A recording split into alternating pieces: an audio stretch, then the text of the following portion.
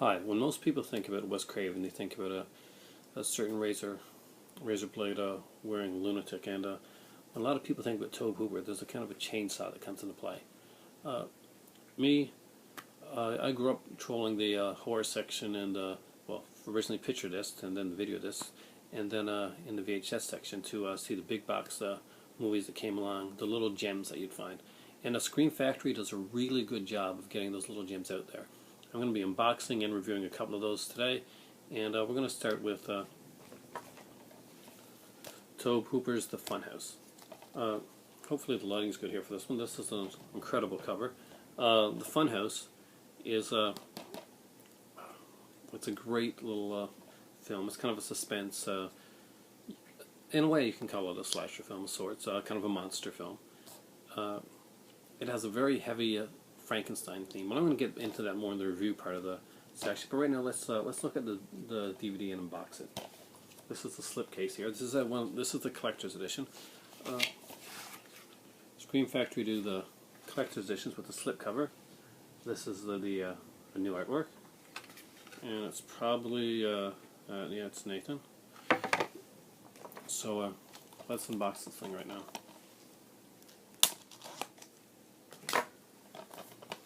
So I'm going to go and I'm going to get the plastic ripped off this. We're going to look inside it. So I'm going to be back in about 2 seconds so we can look at both covers of this. Hi again. So here we go with the first cover. As you saw with the outside there, this is the new artwork. And you get the back cover here. So I'm going to see if I can get a close-up there so you can see the features. I will list them out when I do the review portion of this video. On the other side, you get to see the ultra disgusting looking Funhouse. And I'm going to just flip around the cover right now, so because this is the cover I'm going to be using, because the new artwork's on the slipcase anyway, and I like to have both artworks displayed. So once you take out take it out and switch it over, you can actually have both. You have the slip cover to show the new artwork, and you have the reverse cover, which gives the original artwork. So let's get a look at it. It's beautiful. It's the original art. This is the Funhouse, and of course with the normal regular tagline: "Pay to get in, pray to get out." So I guess right now we'll do the review for Funhouse, and then we'll work on Deadly Blessing. Funhouse is, out of the two of these, this is probably the most known film. Tobe Hooper did this based on it's steeped in the whole Frankenstein mythos. Throughout this whole movie, you're going to see allusions to Frankenstein, Mary Shelley's book, the movies, all over the place. The kids' Frankenstein, and there's some really great things. First, let's go for the special features. There's an audio commentary with Tobe Hooper, moderated by filmmaker Tim Sullivan. There's an interview with executive producer Mark L. Lester and composer John Beal. There's an audio interview with actor William Finley. I'm a really big fan of William Finley. He's the guy that worked on, if you saw Phantom of the Paradise, he was the Phantom in Phantom of the Paradise. And you got to start with Brian De Palma.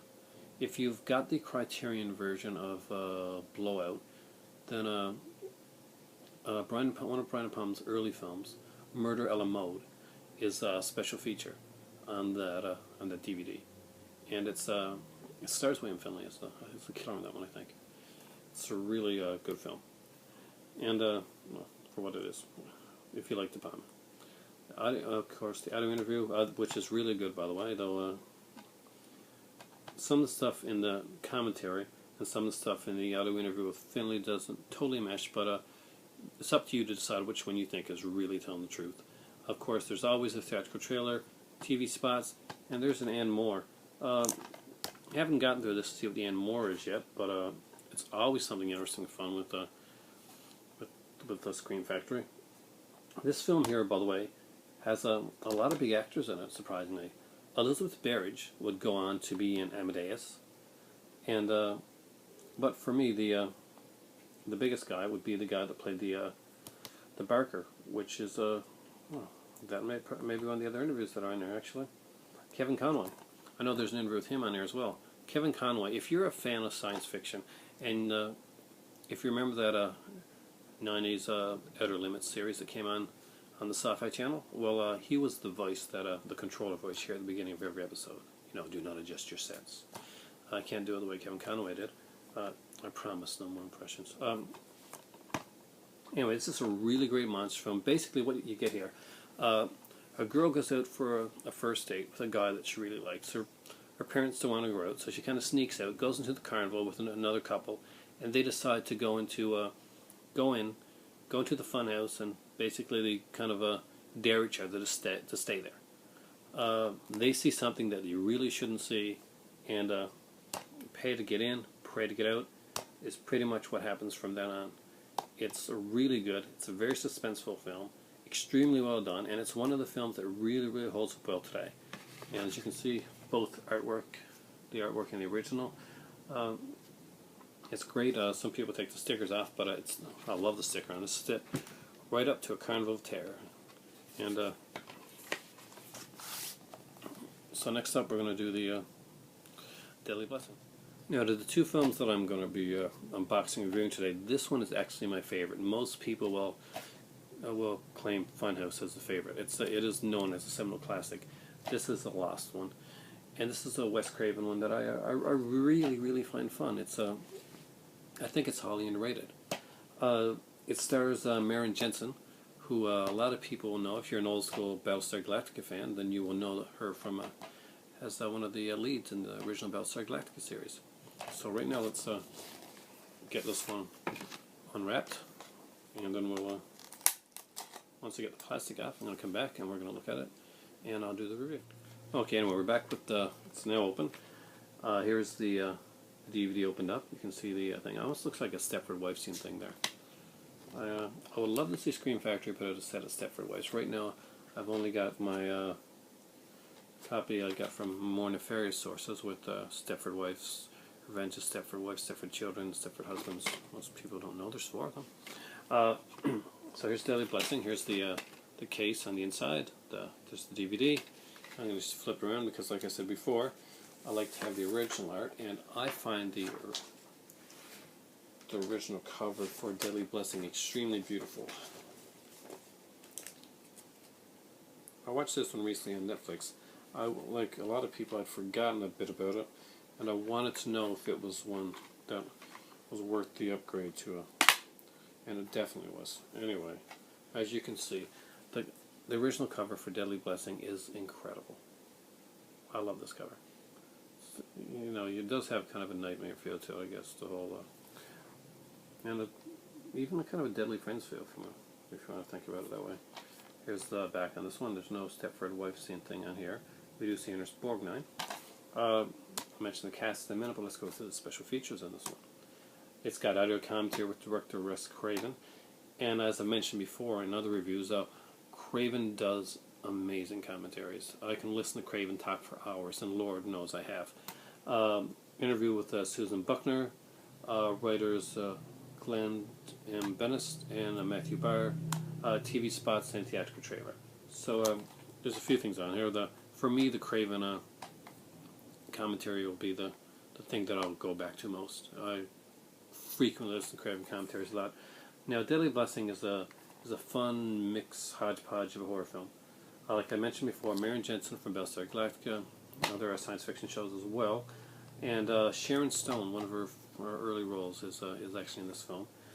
We have Lisa Hartman, and if you're a fan like soaps, especially, you'll know who Lisa Hartman is. And she was a beautiful blonde girl with a very unique role in this one here. Of course, Ernest Borgnine. And of course, Wes Craven's making it in its early film. It's got to have Michael Berryman in there from The Hills Have Eyes.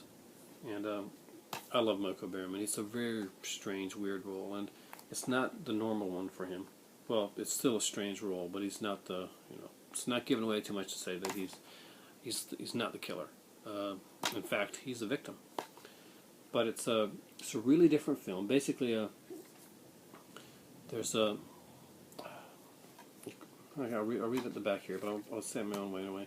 When a former member of a religious cult dies in a mysterious accident, her wife Martha, who now lives alone and close to the cult's church, begins to fear for her life and the lives of her visiting friends, Susan Buckner and Sharon Stone. Strange and deadly events begin to happen. Could she be the target of the evil cult and its fanatical leader Isaiah? this actually is a really good mystery. There's some twists here, and it's not out and out who the killer is. It's actually, I was surprised. I had forgotten who the killer was. I watched it recently with my son, and we didn't guess it. So that's always a good thing when it comes to this type. Don't really know what else to tell. There's a spider scene. If you don't like spiders, I'm a big spider. I'm an arachnophobe. So one of the reasons I didn't get this was Arrow Video a version of this one on DVD, and they had like I didn't like the cover. It had like a spider coming down here next to this girl's mouth, which is kind of sort of what this is referencing here without being too overt. I like the artistic covers. I'm not overly big on the ones that go too far. I really like companies like Second Sight in England, but the art on stuff like From Beyond and Society leave a lot to be desired. I've been a much bigger fan of this stuff.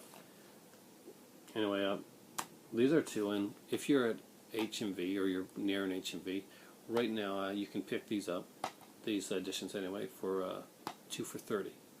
And it's a great deal. Get them while they're still there.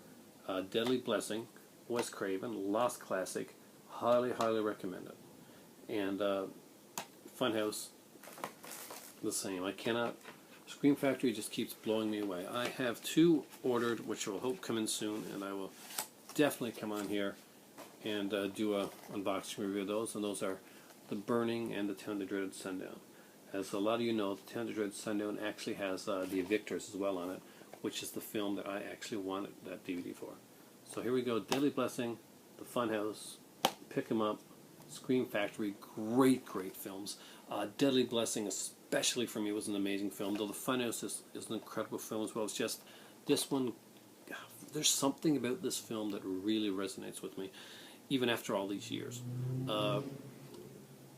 Both of these films are highly watchable even today, but for some reason, I don't know if it's the way it's done or the acting, but Deadly Blessing just sucked me in and kept me there.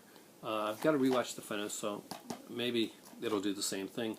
I know that I want to see the features on The Funhouse really bad. There's some great stuff on there, and I'm going to be looking at these tonight, and thanks for watching, and it's, as usual, it's time for tea.